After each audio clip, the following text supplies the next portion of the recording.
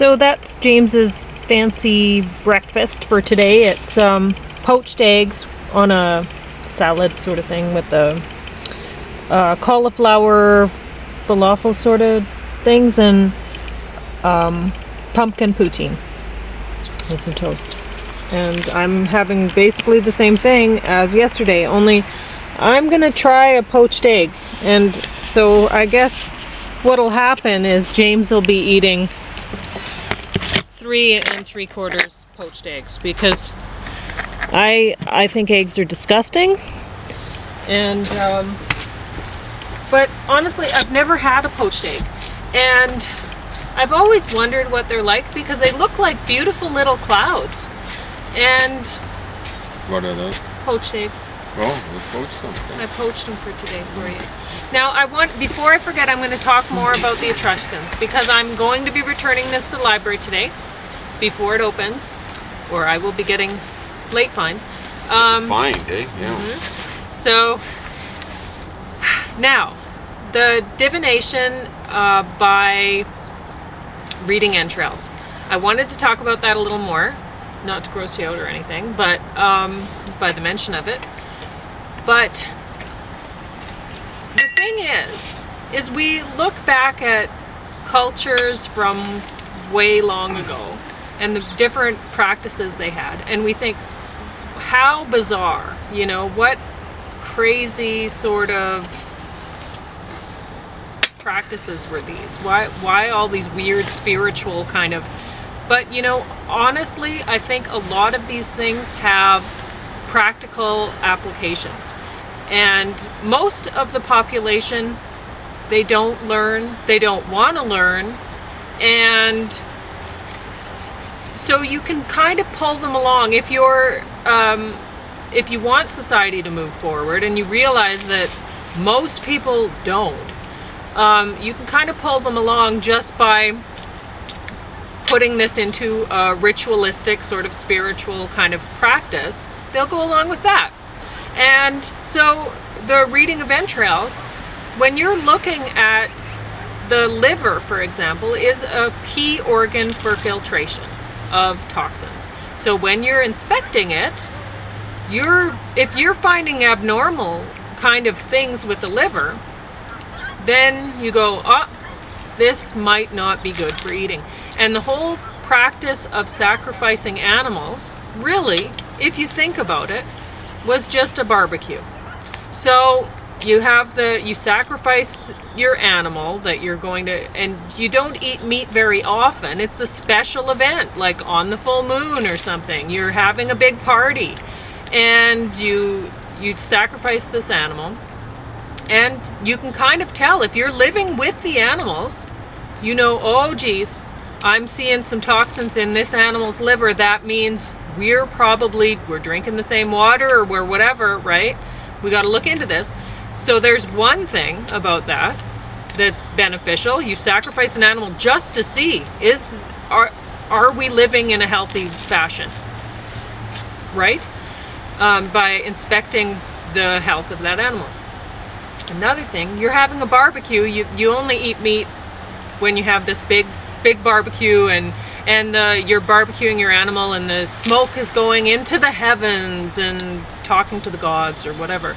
The gods are supposed to be smelling. Okay. I don't know. They have godly powers. That's the way the It might Babylonians. come to them as visions. Well, that's the way the Babylonians. Okay. Well, anyway. So, and the herbs that you're cooking with your sheep or whatever, it's all going up into the heavens or into the spirit world, whatever. So, anyway, but you look at that animal liver. If you're an educated person, you're one of the priests or priestesses or whatever of the group, and you actually care about educating yourself and trying to pull society forward and not let all the people who don't care about educating themselves die off. So because they're useful, they like to do different kinds of work. Everybody has a purpose, but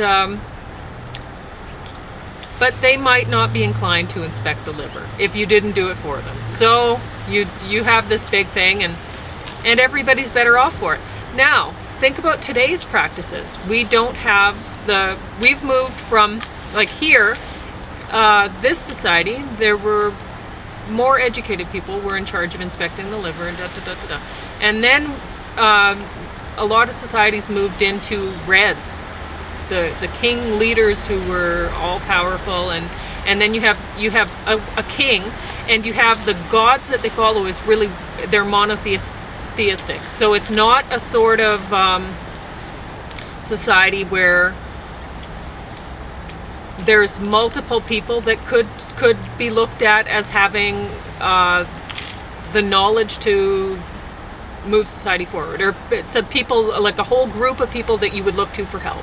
Instead, there's one person, one king, one god, and they're reds, and they don't know anything about educating themselves about the liver, and they don't care. They honestly, that is not their goal. And so you have these people who are then in charge, and these things are lost. The liver divination was, as far as I can see, an important practice. Today you have the meat is processed so fast like it's farmed in a factory sort of setting, which is not healthy. They know it's not healthy, so they pump the animals full of antibiotics, not only so that they grow further, but then it's even more unhealthy for society. And then they slam them through slaughterhouses at like top speeds. So they're not being inspected properly. They have people that are paid to do that, but really it's a rubber stamp. Because at those kind of speeds, right? You cannot possibly inspect everything that thoroughly if the things are being processed that fast. You've done weed inspections. They're just there for show. Well, yeah, if you actually do, if you're in an inspection sort of role and you want to do the job thoroughly, it doesn't benefit you. Not at all. You learn quite quickly that really you were there to rubber stamp, and maybe that's not the best job for you if you're the kind of person that doesn't want to be a rubber stamper. So anyway, that's all I wanted to talk about with the Etruscans. I thought that was very important to mention, that if you're going to be eating meat, you should know a little bit about what organs are supposed to be in there and what they're supposed to look like, because so if you're eating meat, I would say you have a little hobby farm, and you want to have a pig and a whatever and a bunch of things, that's fine. I don't necessarily have a problem with that. You know, people like eating meat, but if you're gonna eat it, you better be raising it yourself, and you better know what the organs are supposed to look like, and so you can look at your animal, and they might actually help you survive on your little farm, because if they're coming up with missing organs or like huge fatty liver or whatever, or problems like injuries or things that don't look right on the cancers. Who wants to be eating cancer? Yeah. Then not recommended. You're going to be better off just knowing that, wait a minute, this is what my farm is growing. And if you're not doing that yourself, you have to expect that you're eating things that you shouldn't be. Honestly.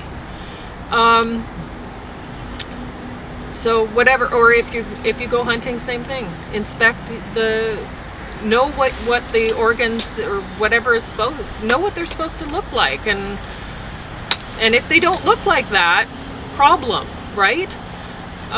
So anyway, I guess I'll try this poached egg. You ate them, were they good? Yep, very good. Okay. Thanks for getting the toast So out. I guess they're supposed to be like that, so I'm not going to eat the yolk part because I shouldn't be eating that. So it tastes like egg. That's good. That's why I eat it first. You know, I love it when I eat it first. If I eat yeah. anything else, Do you want another one before you eat the rest of that? I'll eat that, but I'll have to get some toast or something like that. So just Okay. put it on my plate. I'll go in and make some No, toast that's later okay. on. I can just eat around it for. Anyway. So did you want to talk about anything else, or is Well, that look at that? what I brought out. Oh, you brought out. Yeah, see, I always come prepared. Not a Boy Scout, but I always wanted. Well, not always. I gave up on that about age 18 or whatever. Oh. Whenever I'm. Age 18. That's when you gave up on that dream.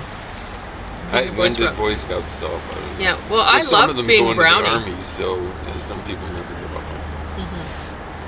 Mm-hmm. Popular day hikes: Canadian Rockies. Tony Daffer. I think this is something like second or third edition. Oh, they called it first revised and updated edition, which basically means the second edition. Yeah. Because I've seen this. And Without the pictures. Oh, with pictures. Maybe put black and white. So, not very big. Sumptuous. So, I think all the pictures are nice color maps and things like that. Yeah, I marked off some of the pages of hikes that we've done and that I want to do again, though. Yeah, exactly right. Johnston Canyon. And I was hoping that we'd Gave do them this last year, but oh no, we didn't make it. I was depressed, and so really, honestly, Yeah, Yoho Valley to Twin Falls, we did that, but we didn't see Takako Falls, or however you pronounce it. I think that means Laughing Falls. Takako. It's a pretty good name, onomatopoeic, I think. And Bow Glacier Falls, we didn't see that one. And yeah, I know, normally if you make poutine, you should use cheese curds, but I don't have cheese curds, and we don't buy cheese anymore. That was just given to us, so it's a treat for James. Yeah. What else? So 3 of these ones we haven't done. So anyway, can afford it. It's $20 for a rather slim volume. You can just get it from the library. That's what we did. Yeah, exactly right. Get it up from the library. It's got to be like in some of the Calgary public libraries, Edmonton public libraries, because this includes Jasper, it includes Banff. Sadly, I don't think it includes Waterton. No, but it also includes Yoho, and does it have one in Kootenay? Yeah. So we've been to all those parks. We definitely haven't hit all these walks, but we've gone on quite a few of them. And Yoho is amazing for its size. It's, well, maybe I liked it more than you did. But, I mean, you go on that one thing. I like it a lot. It's just so touristy. It is touristy. And I have a hard time. Well, you might have noticed I don't get out much.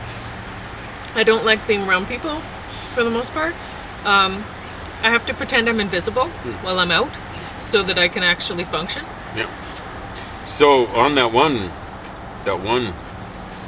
walk that we were on, Twin Falls, if you only count Twin Falls as one falls, you basically, without going too far off route, like, just a few steps, you can see 5 falls.